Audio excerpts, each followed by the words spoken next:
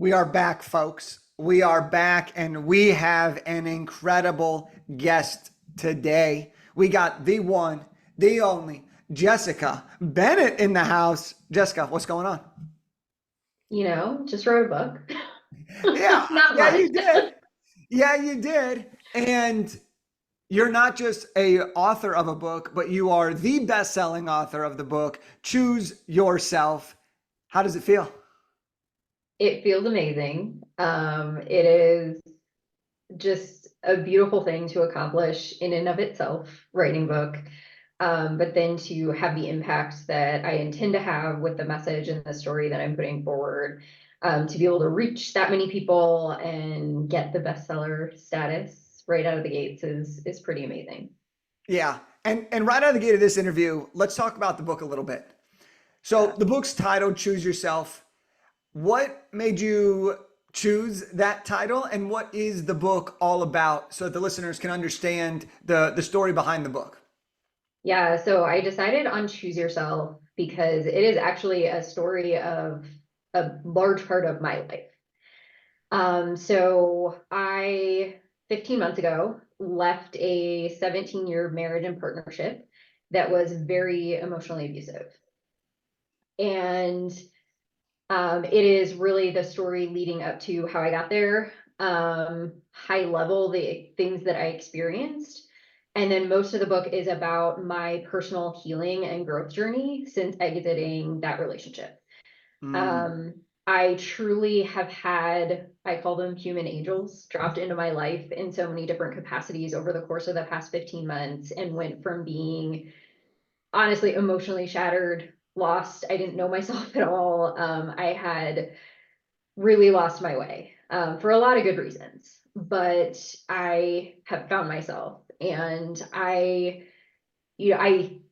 don't use the word victim. When I talk about those that have experienced abuse, I refer to them as abuse survivors. Hmm. And the whole premise of the book is a guide to thrive. So go from surviving to thriving and give people my experiences, the modalities, the different things that have worked for me, to get to ultimately a life of self-fueled joy and peace on the back end of many years of chaos and misery. Mm. Mm. What what led you, because you were obviously going through a lot of, as you just said, you're going through a lot of healing, and you were working through it. What kind of led you to the idea of writing a book, and why'd you choose this time to do it? Yeah, so I've been working with a life coach. She was kind of my way into personal healing and growth, and started working with her right when I kind of left and started to reestablish my life. And about 6 months in, she was just kind of like, maybe start journaling, about this experience of finding your way and the things that you're adopting and how you're truly just rebuilding yourself in your life, because it's hopefully going to be something you only experience once, but could potentially be, healing and cathartic to write, which it absolutely was. And so it kind of started there. Actually, about 3 weeks before I decided to write a book, I went up to, so I had kind of a healing immersion session, went up to Colorado for a few days and sat in nature and actually ended up writing my book outline, which I didn't know at the time. Just started organizing thoughts and kind of my journey and how everything flowed. And then my best friend had just embarked on writing her book, and so recommended y'all to me and set up the call, and it was a fit, and I was like, let's go, we're doing this. And so you're right, it was a lot to take on, really in the crux of honestly being in the midst of the journey. But it was incredibly healing, it was incredibly cathartic. It honestly helped me work through some stuff that I had, that I really needed to work through. Right. And ultimately, why I decided to do it is to serve. Hmm. Um, I my career is in corporate America, and I just feel through my journey that I'm immensely blessed. I'm grateful, and again, like I now get to live this beautiful life, and I just want to share in that space with others, rates of domestic violence in the US are roughly 1 in 4. And we don't talk about it. It's a really stigmatized, like domestic violence and abuse are hard words for people to say. And so just to educate, to drive awareness, to share my story as a survival guide for Yeah. somebody. And Mm. if it helps one person, it's totally worth it. But hopefully it can help a number of people on their journey. Yeah, yeah. So you're in Colorado creating what is your eventually becomes part of your outline. Yeah. And then you decide pretty shortly after that to write the book. How long did it take you from that time, that initial conversation, till you launched your book? What was it about? 6 months. 7 months, 6 months? 6 months. That's incredible. That's absolutely incredible. Now, I got to imagine emotions were high throughout this experience. Okay. They When you still are. first, then they still are, right? Like, but the emotions that you have now are probably a little bit different than the emotions you had when you were like, what the hell am I actually doing? To now being like, holy shit, this is now a movement, right? So, talk to me about the emotions and the concerns, the feelings that you were having when you like first started, and then talk about now where the emotions are and if they've changed. Yeah, so I think there are some that are the same and some that have definitely changed. So the ones that are the same, um, we'll just, this is a really hard topic. And I don't use names. I protected the identities of all the humans that are part of the story, other than Hmm. my own, very intentionally. But that's a lot to put out into the world. Yeah. And it's really vulnerable. There will be human beings that judge me, that think that I shouldn't have shared my truth. And that's hard, because I am a kind and loving person and I'm truly doing it with all of the positive intent in the world. But I recognize for some people, it may not be received that way. And so that's the hardest part. That's what I struggled with the most on the topic, writing it and certainly launching it and talking about it. I remember the first call with my project manager and she was like, and you have to promote it. And I was like, oh no, we're not going to talk about it. And she was like, you're publishing a book, like you got to talk about it.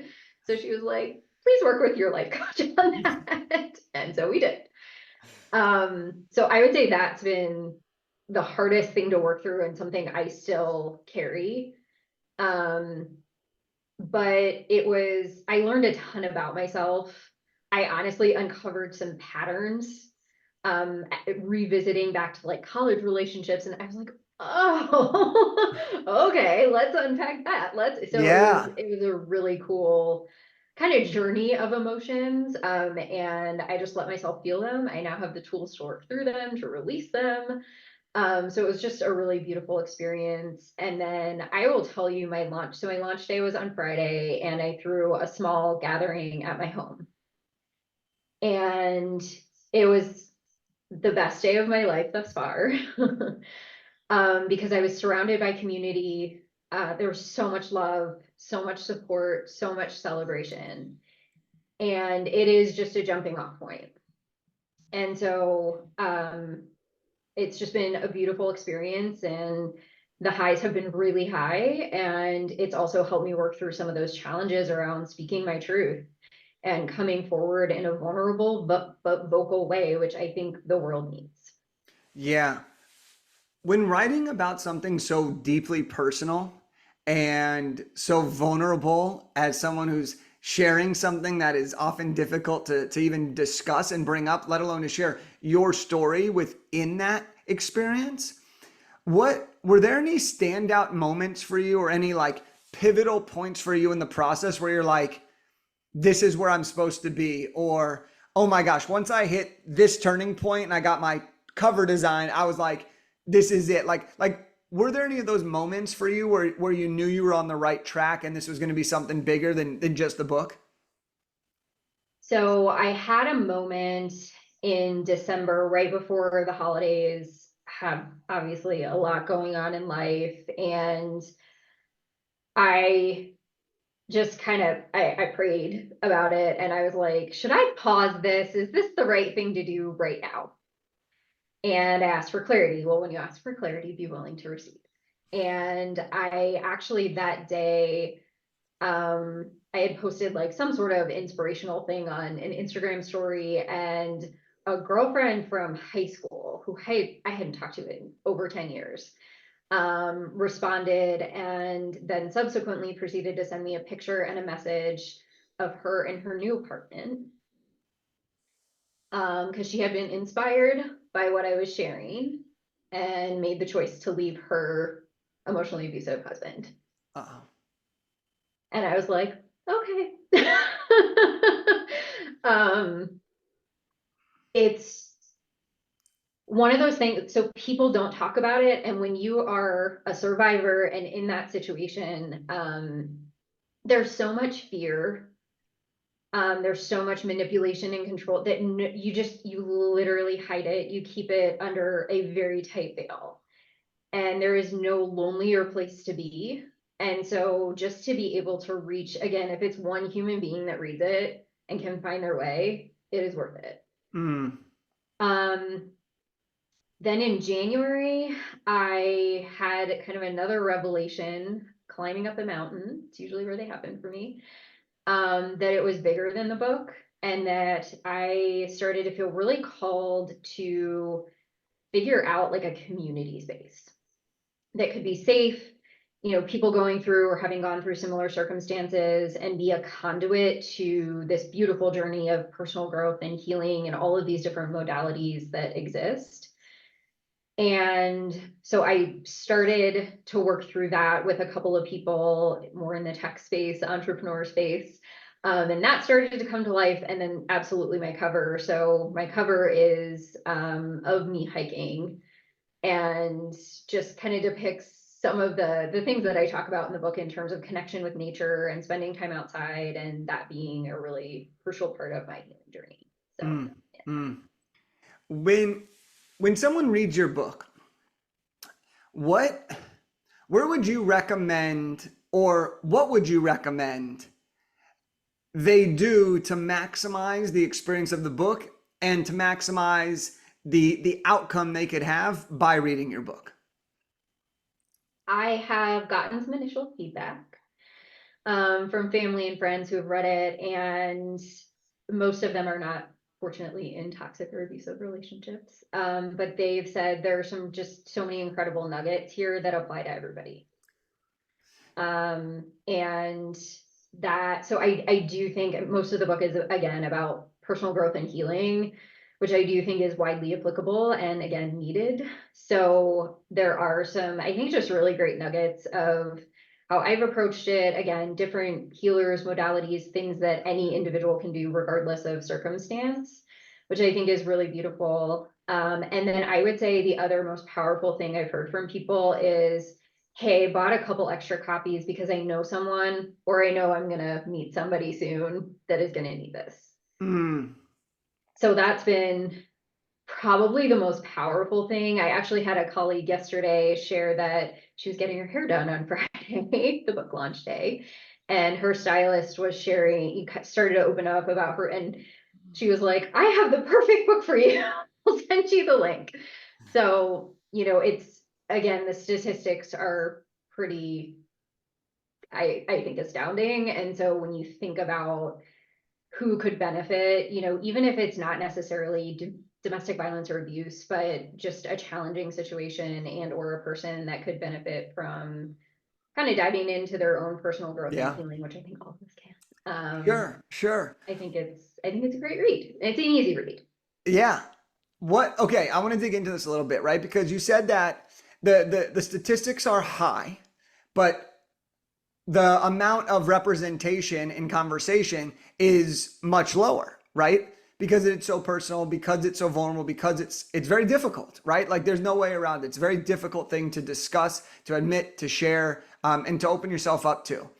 What are some of your personal favorite healing techniques, modalities, or things that you've done that you talk about in the book? What are some of your favorites that maybe someone who's listening right now could immediately benefit from or even take action on? For sure. My number one is living in gratitude. I very early on in the journey, started a gratitude journal that I keep every morning and every evening. So I start and end the day with gratitude. I truly believe gratitude fuels joy, and each of us has something to be grateful for every day.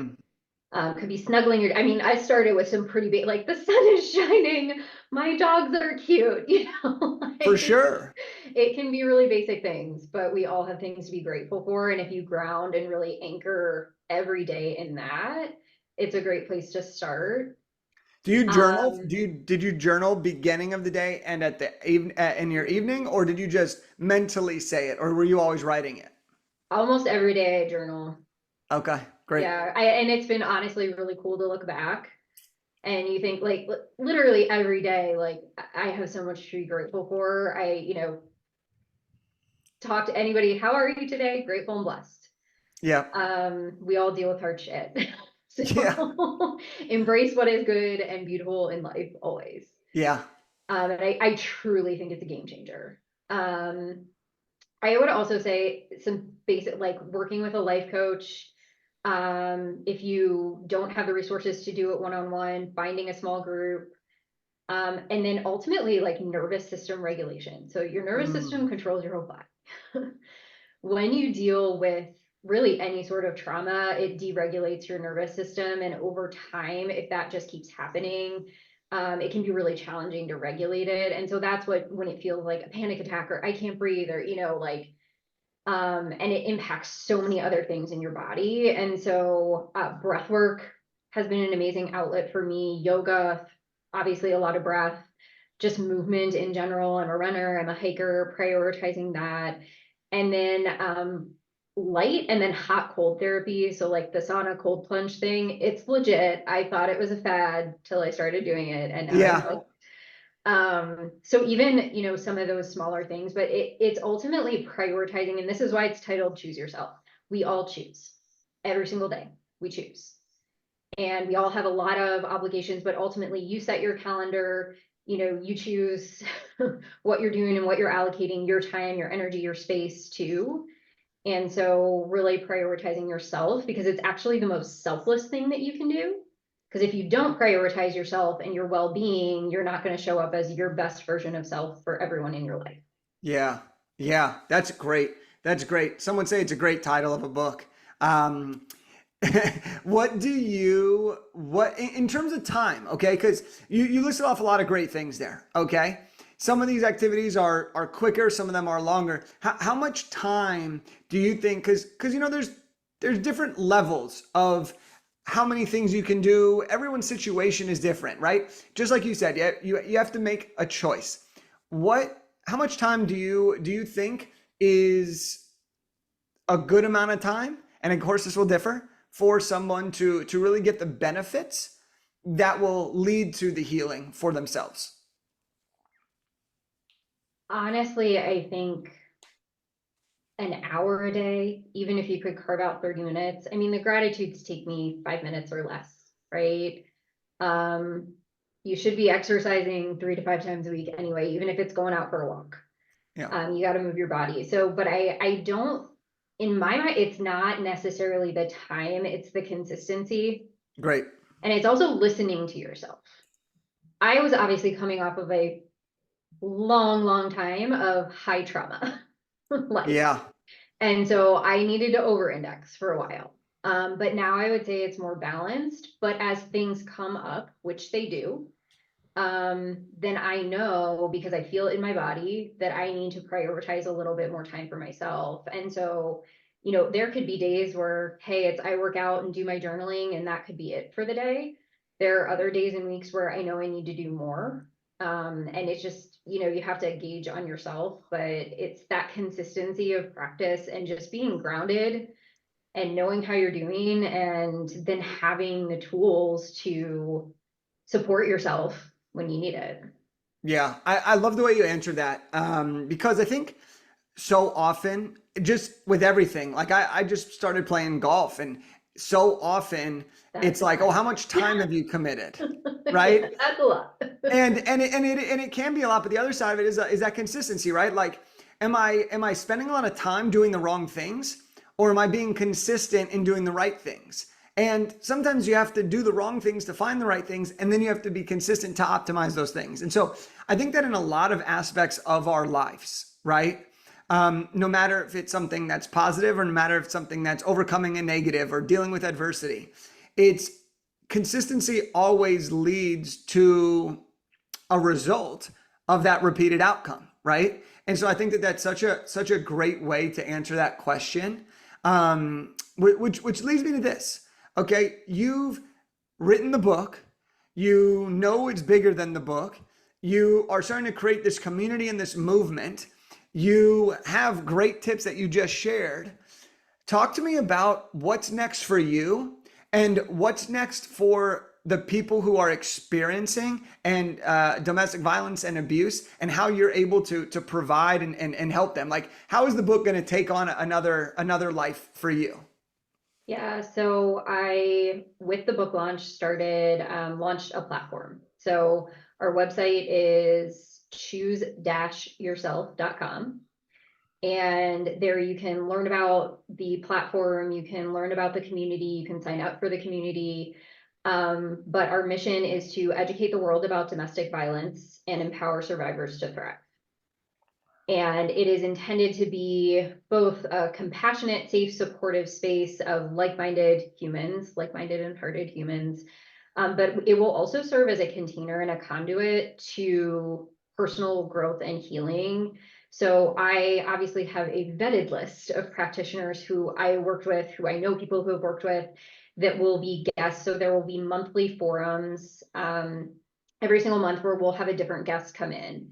And so you'll get a healing session as part of that. We'll cover different topics and you'll get some engagement with these practitioners. So you're not setting up blind sessions that cost, hundreds of dollars with a life coach that you might not like. That's So awesome. really just to bring together people, support, shared love, compassion, but then also give them guidance to where they can go, to source professional support and help through personal growth and healing if that's a path that they want to choose. Wow. And this all sparked because you wrote the book. Yes. And how do you feel now that you're building this community, and it's going to help a lot of people? I mean, this is powerful stuff. How do you feel knowing that 15 months ago at the time of this recording, right? You were at the beginning of this adventure. Then you decided to write the book, and now you're here with this community. How does it feel to have gone through all of this and now know that you're providing a platform for people that need you? It's clear that it's my life mission Wow. and I'm proud of myself. I'm stronger than I ever believed that I was. And it, I think, shows when you follow your heart and you pursue what you're passionate about and something that's truly in service of the greater good and other humans and their well-being, Hmm. it just comes together. Hmm. And it's a space I'm so passionate about. It needs attention. It needs to be talked about appropriately from a place of love. This isn't a, go out and get the abusers type of thing. It's truly just, this happens. We're human beings. We Yep. all have trauma. We have complex wiring and systems, and we all have bad traits that come out at some point. But I truly like personal growth and healing is the way. And I think that the more people that we can break the destructive patterns and the cycles that should be broken, just serves humanity, Hmm. honestly. And Hmm. so it is my life mission. I went through what I went through for a reason, and turning that experience into something of service and hopefully something really beautiful for the world Wow. it feels incredible. Amazing. Amazing. Wow. So, how do we get the book? How do we follow you? How do we join the community? Tell us where we can get all the goods. Yeah, so the book is on Amazon. Choose Yourself by Jessica Bennett. My Instagram handles, personal, Jessica Elizabeth Bennett. The community is at Choose Yourself Community. And then the website, like I said, is Hmm. choose-yourself.com. So all of those are great access points. There's links to the website if you follow on Instagram. And yeah, just here to serve in any way possible. Yeah. No, this is so good. Everyone make sure to grab a copy of Jess's book, Choose Yourself. And I'll finish with this with you is I remember when, you first joined and you were beginning this adventure. And I just got to say, I know you worked mostly with our team throughout this experience and they loved working with you. You are an incredible person for us to work with because of your mission and of this book. But I just got to say, looking from this interview, looking back to our initial, like, I'm just so proud of you, and I know we don't even have that strong of a relationship. It's not like we're best friends off camera. I'm just seeing the evolution. I've seen what you've been able to do and seen what your book's already doing for people. And it's really just an honor to be part of your process. So thank you for coming on the show and enlightening us and sharing your adventure with us today. For sure. Thank you. Yeah. And for everyone that just listened to this, do yourself a favor and grab the book, Choose Yourself. And here's my challenge to you. We finish every episode with a challenge. Here's my challenge to you based on what Jess had said throughout this interview. And she said her number one thing was finding gratitude. So here's my challenge. Ask yourself right now, pause this, turn this thing off and ask yourself, what is one thing that you're grateful for right now in this moment? It can be something monumental or it could be the most minuscule thing. It doesn't matter. What matters is that you practice and you begin to build the habit that has the power to change your life. So thank you so much for listening. Jess, thank you so much for being here, and we'll talk to you on the next one. Peace.